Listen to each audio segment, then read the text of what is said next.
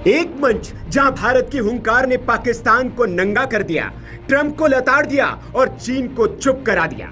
Quad के बाद अब ब्रिक्स में पाकिस्तान की फजीयत हुई है। ब्रिक्स ने जॉइंट स्टेटमेंट में पहलगाम हमले की कड़ी निंदा करते हुए आतंकियों के आका को जवाबदेह ठहराने का इरादा दोहरा दिया है। ब्रिक्स की मीटिंग के अंदर of course prime minister Modi की तरफ से काफी बड़े स्टेटमेंट्स वहां पर आए अबाउट टेररिज्म एंड ब्रिक्स के जॉइंट स्टेटमेंट के अंदर ऑफ कोर्स पाकिस्तान का नाम नहीं लिया गया। सदस्य देशों ने 31 पेज और 126 पॉइंट वाला एक ज्वाइंट घोषणा पत्र जारी किया। इसमें पहलगाम आतंकी हमले की निंदा की गई। चाइना को भी ये चीज साइन करनी पड़ी है एंड ये एक ऑफ कोर्स उसको पसंद नहीं आया होगा कि ये भैया उसको साइन करना पड़ रहा है अपने प्यारे प्यारे पाकिस्तान के अगेंस्ट में। ब्रिक्स शिखर सम्मेलन, लेकिन ये कोई आम समिट नहीं था। ये था आतंकवादियों, उनके संरक्षकों और पश्चिम की चालबाजियों पर भारत का खुला हमला। ब्रिक्स जैसे मंच से ये पहली बार है जब भारत में हुए आतंकी हमले की न केवल कड़ी निंदा की गई हो, बल्कि आतंक के आकाओं को भी करारा जवाब दिया गया है। पीएम ने कहा कि आतंकवाद आज मानवता के लिए सबसे गंभीर चुनौती है। प्रधानमंत्री मोदी ने कहा कि पहलगाम आतंकी हमला भारत की आत्मा पर हमला था। रियो डी जेनेरियो में चल रहे ब्रिक्स शिखर सम्मेलन में पीएम नरेंद्र मोदी की कूटनीति ऐसी गूंज बनकर निकली जिसे पूरी दुनिया आज भी गूंजते हुए सुन रही है। अमेरिका मुखालिफ पॉलिसीज की हिमायत करने वाले ममालिक पर 10% इजाफी टैक्स आयद करने का ऐलान कर दिया। अमेरिकी सदर डोनाल्ड ट्रंप ने गुज़िश्ता रोज ऐलान किया था कि अमेरिका आज से दुनिया के मुख्तलिफ ममालिक को नए टैरिफ के नोटिस भेजना शुरू करेगा। अप्रैल में पहुंचे प्रधानमंत्री नरेंद्र मोदी, पहलगाम हमले की निंदा इसमें की गई है। प्रधानमंत्री नरेंद्र मोदी ने कहा, स्वार्थ के लिए आतंकवाद का पक्ष लेना बिल्कुल भी मान्य नहीं। जय हिंद दोस्तों, भारत एंड बियॉन्ड न्यूज़ में आप सभी का स्वागत है। तो दोस्तों, एक बार फिर से भारत के प्रधानमंत्री पीएम मोदी ने चीन और पाकिस्तान को आतंकवाद के मामले में आड़ा हाथ ले लिया है। इस रविवार को ब्राजील के रियो डी जेनेरियो में हुए 17वें ब्रिक्स सम्मेलन में पीएम मोदी ने आतंकवाद को लेकर कड़ा रुख दिखाया। पीएम मोदी ने कहा कि पहलगाम हमला सिर्फ भारत की ही नहीं बल्कि पूरी इंसानियत पर चोट है। उन्होंने सभी देशों से ये भी कहा कि हमें एकजुट होकर आतंकवाद से लड़ाई करनी होगी और जीरो टॉलरेंस नीति पर भी काम करना होगा और आतंकवाद को बढ़ावा देने वाले या उसे किसी भी तरह सपोर्ट करने वाले देशों के खिलाफ कार्रवाई में कोई समझौता नहीं होना चाहिए। इस ब्रिक्स की मीटिंग में पीएम मोदी ने बिना चीन या पाकिस्तान का नाम लिए उन्हें करारा जवाब दिया है। इसके अलावा भारत की इस आतंकवाद के खिलाफ जीरो टॉलरेंस नीति पर सभी ब्रिक्स देशों ने सहमति दिखाते हुए 31 पेज और 26 पॉइंट वाला एक ज्वाइंट घोषणा पत्र जारी किया है। इस घोषणा पत्र में पहलगाम आतंकी हमला और ईरान पर इजरायल हमले की निंदा की गई है। इसके अलावा इस ब्रिक्स मीटिंग में अमेरिका के राष्ट्रपति डोनाल्ड ट्रंप ने एक बार फिर से ब्रिक्स देशों पर निशाना साधते हुए कहा है कि जो भी देश ब्रिक्स की एंटी अमेरिका नीतियों के साथ खड़ा होगा उस पर अमेरिका 10% टैरिफ ज्यादा लगाएगा। ट्रंप के इसी बयान ने वैश्विक व्यापार और कूटनीति की दिशा में एक नई हलचल पैदा कर दी है। असल में डोनाल्ड ट्रंप ब्रिक्स को एंटी अमेरिका मानते हैं और उन्हें डर है कि ब्रिक्स देश डॉलर के खिलाफ नई करेंसी जारी कर सकते हैं जिससे कि अमेरिका की अर्थव्यवस्था को नुकसान होगा। बताया जा रहा है कि डोनाल्ड ट्रंप के इस तरह के फैसले के कारण भारत काफी ज्यादा मुश्किल में पड़ चुका है, क्योंकि भारत अमेरिका का करीबी सहयोगी भी है और ब्रिक्स के संस्थापक सदस्य भी। ऐसे में भारत के सामने ये सवाल उठ रहा है कि भारत जैसे देश इन आर्थिक दबाव को कैसे निपटेंगे। बाकी भारत के इस तरह से आतंकवाद और पाकिस्तान के खिलाफ लिए जा रहे कदमों पर आपका क्या सोचना है, आप ये कमेंट में बताएं। वीडियो अच्छी लगे तो वीडियो को लाइक और चैनल को सब्सक्राइब करना भी मत भूलिएगा।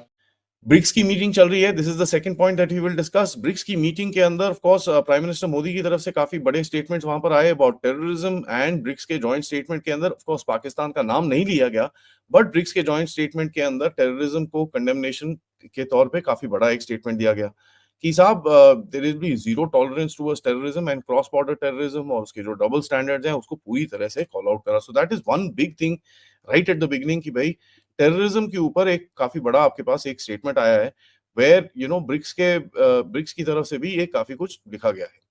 नॉट चाइना वैसे भी थोड़ा सा आपसे ऊपर नीचे हो रखा है, but you know one of the things that we must understand during this time, China को भी ये चीज साइन करनी पड़ी है एंड ये एक ऑफ कोर्स उसको पसंद नहीं आया होगा कि ये भैया उसको साइन करना पड़ रहा है अपने प्यारे प्यारे पाकिस्तान के अगेंस्ट में, but he had to actually do this and you know it will be quite not very happy moment for China. BRICS का जो भी एक स्टेटमेंट आया बड़ा लंबा चौड़ा सा स्टेटमेंट है, इसके ऊपर हम दोबारा डिस्कशन करेंगे, but suffices to say that Modi साहब ने काफी बड़े बड़े स्टेटमेंट्स दिए हैं वहां पर and one of the things that we need to understand, इसका जो पूरा गेम आगे जाएगा it will be basically a challenge to America. Now कैसे फाइनेंस मिनिस्टर्स जो वहां पर बैठे हुए थे ब्रिक्स के, उन्होंने भैया दो तीन चीजों की कंडेमनेशन करी है। सबसे पहले बोला है कि यार ये ट्रंप जो फालतू में इतने बड़े बड़े टैरिफ लगाता रहता है ये ठीक नहीं है, we don't understand this and we don't know what is the end goal and as a matter of fact ये जो आप you know without any this thing आप टैरिफ लगा रहे हो, this is not all right. दूसरा चीज बोला गया है कि भैया जो इंटरनेशनल मॉनेटरी सिस्टम्स हैं उनको जरा रिफॉर्म करना चाहिए। यहां पर एक बड़ा स्टेटमेंट दिया गया कि इंटरनेशनल मॉनेटरी सिस्टम्स को रिफॉर्म तो करें, लेकिन जो वोटिंग राइट्स हैं उसके ऊपर सबसे बड़ा रिफॉर्म होना चाहिए। नाउ ये देखिए क्यों है, ये इस वजह से है, अगर आप देखेंगे पाकिस्तान को रिसेंटली लोन मिला एंड हमारी तरफ से अब्सटेन किया गया वहां पर, बिकॉज हमारा वोटिंग रेशो कम है, तो ऑब्वियसली हमारा जो वोटिंग रेशो जो के हिसाब से उसको इम्पैक्ट हुआ, इम्पैक्ट ज्यादा नहीं हुआ तो उसको लोन मिल गया। नाउ बिकॉज अमेरिका और ये बड़ी कंट्रीज के पास वोटिंग रेशो ज्यादा होता है, तो countries in the global south are saying यार दिस इज नॉट फेयर, आप ये सब ऐसे लोगों को पैसे देते हो। तो you know that India has been talking about this at the back end, इसके ऊपर काफी बातें करी हमने कि Pakistan can not be given money, because वो पैसा जब भी आप देते हो it actually goes to terrorism. ओसिएंट के हिसाब से अगर आप देखें और इन्वेस्टिगेटिव इंटेलिजेंस देखें कि भाई जितने भी टेरर मॉड्यूल थे इसको पाकिस्तान रीबिल्ड कर रहा है, there is no question. And हमको ये पता है कि भाई एफएटीएफ का भी प्रेशर इसके ऊपर आने वाला है।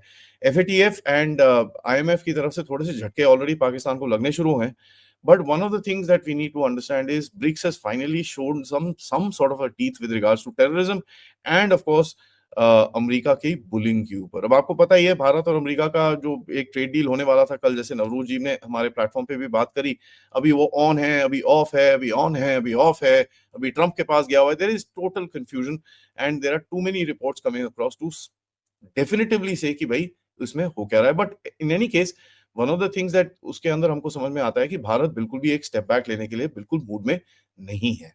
And the same is with Japan as well. Japan ने कल काफी स्ट्रॉन्ग स्टेटमेंट्स दिए हैं अमेरिका के अगेंस्ट में। तीसरी रिपोर्ट हम बात करेंगे कि वर्ल्ड बैंक से जो रिपोर्ट आई है ऑन इक्वालिटी, ठीक है, नाउ बोलते हैं कि भाई India is one of the most the better countries in the world. And इसका एक चीज डाली गई है भैया, it is put across everywhere. Social sentiment में लोग अभी बोल रहे हैं कि भैया ओहो नहीं पेपर पे तो इक्वल हैं, बट इतने सारे बिलियनर्स हैं, ऐसे कैसे होता है, इनकम गैप है। देखिए billionaires and this and that will always be there. And हमारी ऑपोजिशन पार्टी की तरफ से हमेशा बोला जा रहा है कि ओ नहीं यार, only share of the 1% grow up to 40-45%। बाकी बेसिकली वही एक नैरेटिव की अंबानी अडानी का गेम है। बट देखिए one of the things that we need to let's be realistic. Asset equality थोड़ी सी obviously as business and all that go, so एक level जो business owners होते हैं उसके पास थोड़ी सी wealth ज्यादा आती है, but then that thing will spread because more and more people get employment। और ये चीज हम देख रहे हैं कि the employment ratios have steadily gone up। दूसरी चीज हम देख रहे हैं as far as nutrition index, अगर आप nutrition में देखेंगे कि पहले जो माल न्यूट्रिशन के केसेस आते थे, there is a slight decline which is being shown there।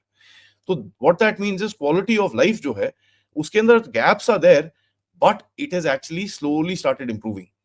It is a nuanced win and we need to understand that, ठीक है। but देखिए there are issues within the society, so we have to take a very balanced approach। ये नहीं है कि बल्ले बल्ले एकदम शामा शामा सब कुछ एकदम बढ़िया, let's start doing the bhangra, but it is not also the doomsday that our opposition is trying to tell us।